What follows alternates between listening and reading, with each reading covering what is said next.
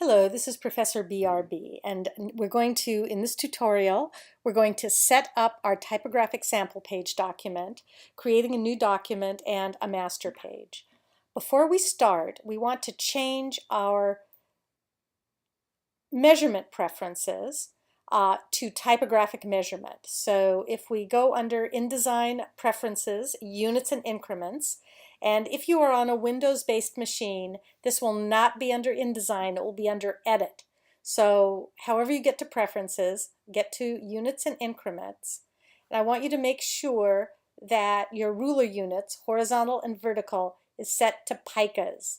Of course, you have many choices here, but picas is used internationally for typographic measurement. So we are going to work in picas here. So now we will go to File, New Document to get our New Document dialog box. And we're going to leave our intent at print, have our number of pages be 10. We can add or subtract pages later. And I'm going to uncheck facing pages here because I want this to be a single page document that I'll be able to 3-hole punch and just put into a binder so I can remove and add pages as I wish. Now look at the bottom of my window here where it says margins, and notice what happens when I uncheck facing pages. Do you notice that here it went from inside and outside to left and right? That's because this is going to be a single page document. So it's just good to note that. We're leaving the size at letter, leaving the orientation at vertical or portrait. We'll make our number of columns 3, leave the gutter at 1 pica. Now I'm going to want to have different values in each one of these margin boxes. So in order to have different values, I have to click this little lock and break that lock so that I have the ability to put in different measurements. Now notice this is saying 3P. That P stands for picas. And here we need to learn a little typographic measurement. There are 6 picas in an inch. So 3 picas would be a 1/2 inch. So let's go ahead, and for our top margin, let's set that at 4 picas. I'm going to make my bottom margin quite wide, 7 picas. That's going to be more than an inch. My left margin is going to be also wide, 7 picas, so that I have room for a 3-hole punch. And my right margin will be 4 picas. Then I'm going to click OK. So here's my document. You can see I have a wide margin here so that I can do 3-hole punch. And I've got room down here for my running footer and the logo that we're going to be putting in. So let's go ahead and save our document. Whenever you start a new project, it's probably a good idea to create a folder for that project. So just go ahead and create a new folder and call it, I'm just going to call it my name,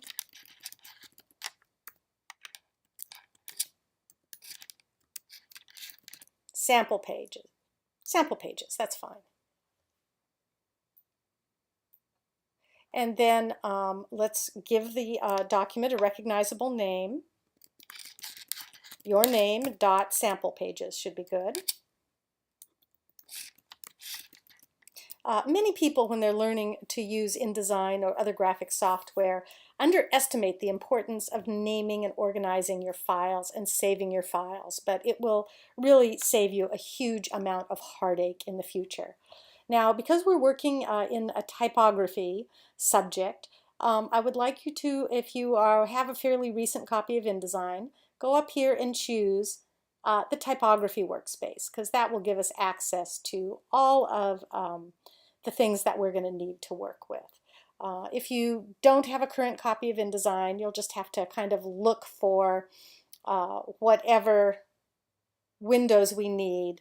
If you can't find the window that you need, it'll always be available under Windows here. So you'll notice if we look in our Pages palette here, right here, or our Pages panel, that I have 10 pages, just as I asked InDesign to create, and that in the top half here, I have something called a master. I'm going to click on that, And it doesn't look like anything has really changed here, but if you look at the bottom of my screen, you can see it says A Master. And that indicates that I am on the master page. And what a master page is, it is a non-printing formatting page that exists to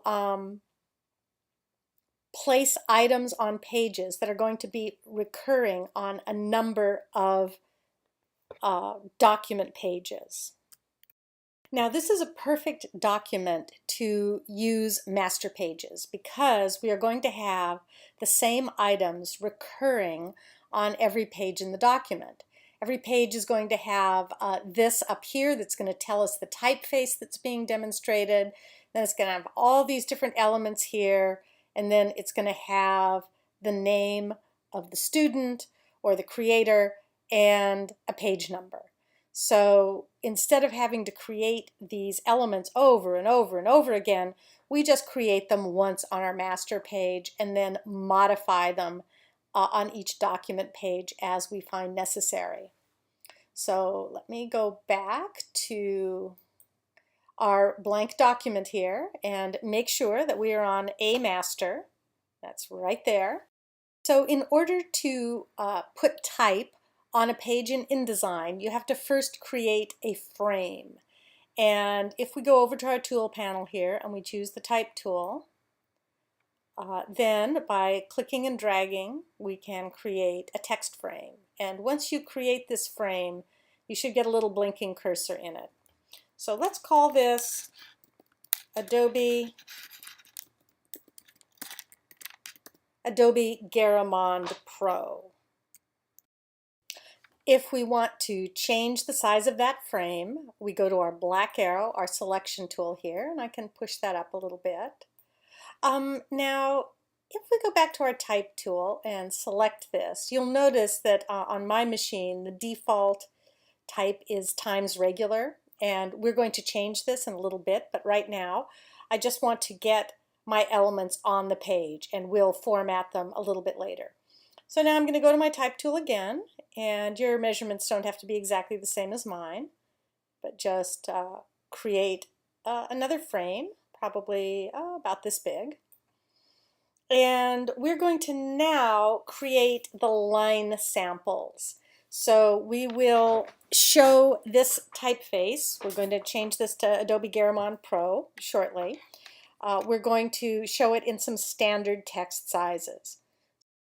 So before we go any further, let's change our typeface to Adobe Garamond Pro. And we can go to our type menu here and down to G. Adobe Garamond Pro Regular. Let's set the size right now to 8 point. Type is measured in points and picas. We learned earlier that there were 6 picas in an inch and there are 12 points in a pica. 12 point is kind of a standard size for text type, and 8 point is quite small, as we will see. But we're going to go to the small and the large extremes of what text might possibly be set in.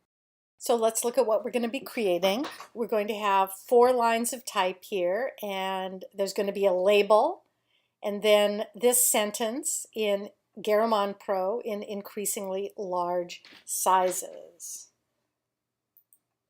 So here we are. I'm going to type my label. Oh, before I do that, let's make sure that we have our hidden characters showing. So under your type menu, if it says here, show hidden characters, go ahead and select that.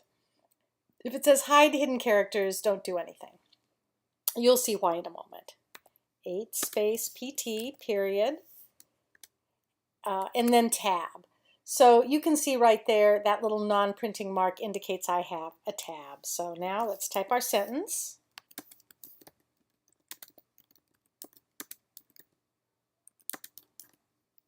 Oops. I don't type very well, as you see.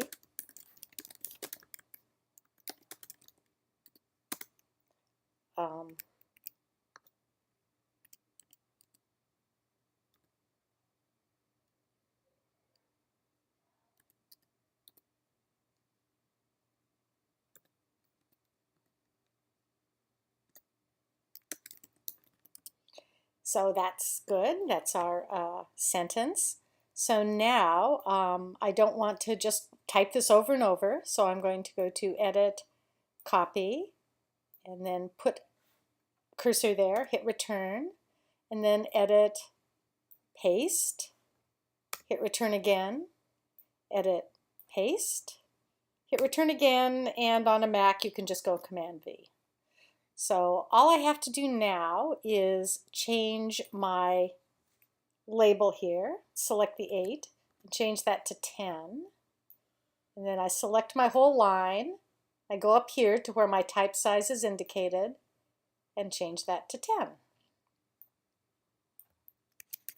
Change this to 12 and select that entire line and change it to 12.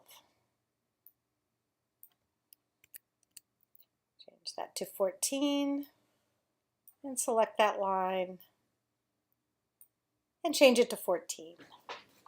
Now I want these labels to be in a standardized labeling font, as you see right here, so that they don't distract from what I'm trying to show.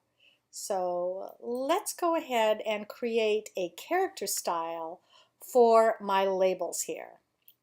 So let's select the text for this first pointer and make sure you're in your typography workspace so that you will see your character styles palette here. We're going to create a character style so that we can quickly apply the same specifications to all of our labels throughout this document. So we'll choose character styles here, and then new character style. We will call it labels. Go to basic character format, and we're going to change it to Myriad Pro. Condensed. And we'll have the size be 10 point. Go back to General and make sure Apply Style to Selection has been checked. And when that's all good, just go ahead and click OK. So now we can very quickly apply that to all of our labels. And that looks great. I'd like to also show you how to adjust your tabs if you want to. If you select your text there and under Type, go to Tabs. That will bring up your tab ruler, and you can move this back or forth according to whatever you think is the best design. One further thing I want to point out is this is about leading, which is the space between the lines. Standard leading is the point size plus 20%. So for example, 10-point type, the standard leading would be 12. And here is where the leading is specified in your control bar. 10-point type, notice this is set to auto, 14.4 auto. That's fine. Just leave it at auto leading at this point, although we don't do that a lot. In this case, it's a good thing to do. So in our next tutorial, what we will be doing is learning how to find all these special characters like currency marks and non-English accents and old style figures and even ornaments. So stay tuned for that.